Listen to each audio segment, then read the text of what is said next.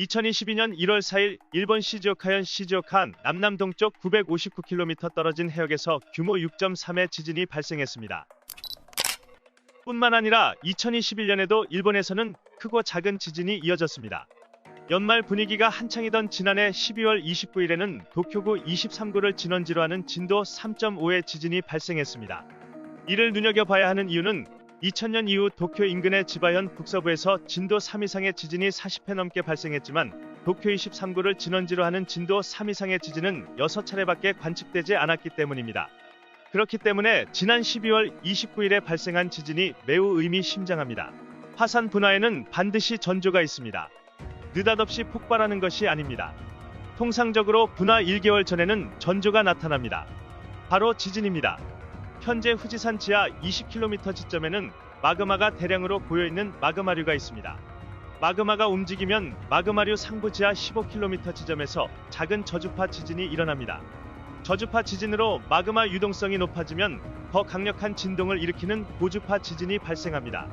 더 심해지면 지상에서도 진동을 느낄 수 있는 지진이 일어나고 마그마가 지표로 솟구치며 분출될 수도 있습니다.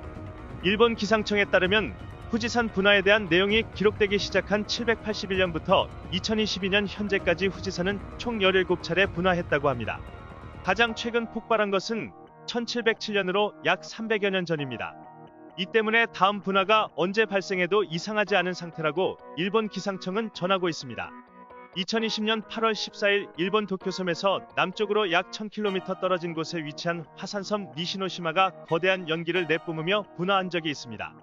이와 같은 이유로 현재 일본은 계속해서 후지산 폭발의 가능성이 제기되고 있습니다. 일본 전문가들의 의견도 끊임없이 제기되고 있습니다.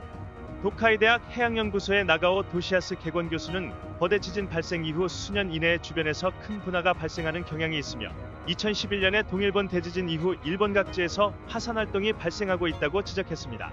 또한 후지산 주변 지역에서 지진 활동이 활발히 이뤄지고 있는 것으로 보인다.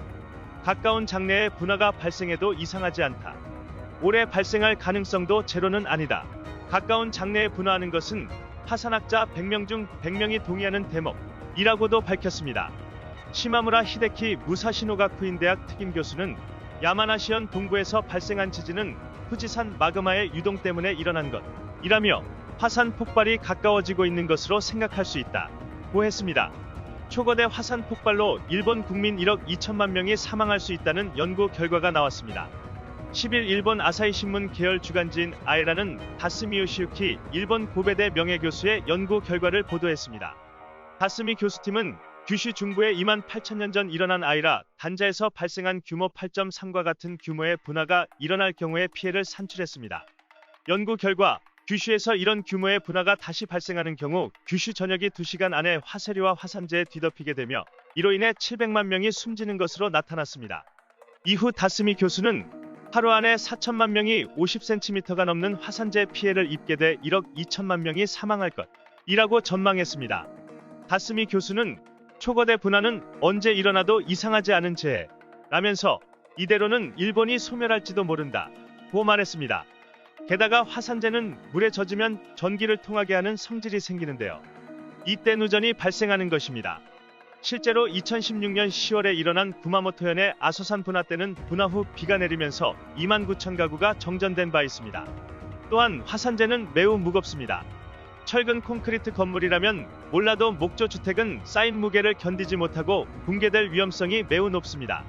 화산이 분화하면 화산재는 몇 주간이나 계속 내릴 것이고 멈추었다고 해도 수개월 동안 화산재는 바람에 계속 흩날리게 됩니다. 화산재가 날리면 복구 작업은 지지부진해질 수밖에 없습니다. 최소한 한 달은 도쿄의 수도 기능이 마비될 것입니다. 이를 보면 피해 총액을 산출하기가 어렵지만 최소한 100조엔 한화 1036조 원 이상이 될 수 있다고 얘기합니다. 화산의 위력이 모든 것을 삼켜버리는 것입니다. 또한 분출되는 화산재는 편서풍의 영향으로 가나가와현에 10에서 29cm, 도쿄, 지바 등 수도권에 의해서 9cm 정도 쌓일 것으로 예측되고 있습니다. 실제 1707년에 후지산 폭발 직후 2시간 만에 도쿄에 화산재가 도달했으며 2주 만에 약 2cm 두께로 화산재가 쌓였다는 기록이 있습니다.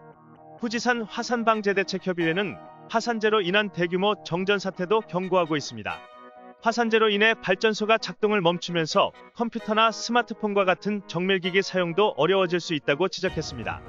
중앙정부 차원의 후지산 분화 시뮬레이션은 2020년 3월 말에 발표된 바 있다. 아베 신조 당시 총리를 회장으로 하는 중앙방재회의에서는 후지산 분화 시 분출된 용암이 후지산 인근 17개 지자체를 덮치며 분화 후 3시간이면 화산재로 인해 수도권 철도 운행이 정지되고 수도권 대부분에서 정전이 발생해 수도 기능이 마비될 것으로 예상했다. 또한 분화 15일 후에는 도쿄 사이타마 가나가와 지바 군마 도치기 이바라키를 중심으로 하는 관동 지역 전역에서 철도 운행이 정지되고 정전 지역도 도쿄와 가나가와 전역을 포함해 주변부로 확대될 것이라고 전망했다.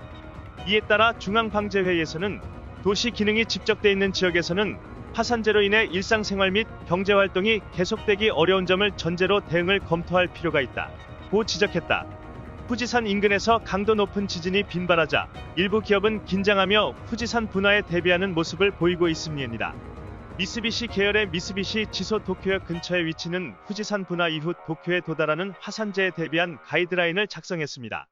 가이드라인은 도쿄역 인근에 1시간에 5mm 규모로 최대 10cm까지 화산재가 쌓일 가능성에 주목했습니다. 화산재로 인해 철도, 도로, 물류, 전력 상하수도, 통신과 같은 인프라가 정지되면 사원들이 귀가하지 못한 채 사무실 내에서 며칠간 생활하는 상황이 발생할 수 있기 때문입니다. 미쓰비시 지소는 이와 같은 상황에 대비해 사내에 재난용 공기청정기를 설치하고 배수관을 정비하는 한편 식수 및 생활용수 저장량을 늘리는 등의 조치를 취했습니다. 철도 관련 업계도 화산 대책에 힘쓰고 있습니다. 게이오전철은 철도 노선 위에 쌓인 화산재를 제거하는 카트를 도입하고 화산재 제거 비품을 노선에 배치하는 등의 조치를 취했습니다. 후지산 인근의 신칸센 노선을 운영하는 JR 도카이는 용암 및 화산재 피해 발생 시 해당 지역에 열차를 진입시키지 않고 타 지역으로 이동시키는 운전 규제를 도입했습니다. 한편 후지산 폭발이 한반도 등 이웃 국가에 미치는 직접적인 영향은 미미한 것으로 전해집니다. 편서풍의 영향으로 화산재가 동쪽으로 이동하기 때문에 한국으로 날아올 가능성이 낮다는 분석이 전문가들 사이에서 이어지고 있습니다. 마지막으로 정리하면 2022년 후지산은 폭발할 가능성이 매우 높다고 보여집니다. 이는 일본의 여러 전문가들의 공통적인 목소리입니다. 후지산이 일단 폭발하고 나면 그 규모나 피해는 엄청날 것 역시 당연시되고 있습니다. 이에 일본 정부와 여러 부처는 후지산 폭발 시뮬레이션을 이미 갖고 있으며 대비하고 있습니다. 하지만 폭발의 규모는 폭발이 일어났을 때만 정확하게 알 수 있으며 폭발하고 나서는 이미 어떠한 대처도 소용이 없다는 것입니다. 와다 다마카사 재해위기관리 어드바이저는 후지산 관측 시스템으로 화산이 분화하기 전에는 전조를 포착할 수 있다. 실제 폭발 강도가 어느 정도인지는 분화가 일어난 뒤 알 수 있다. 고 말했습니다. 그는 아울러 당국 발표를 기다리는 것은 어리석은 일이라며 무조건 달아나는 것이 살 길이다. 고 경고했습니다.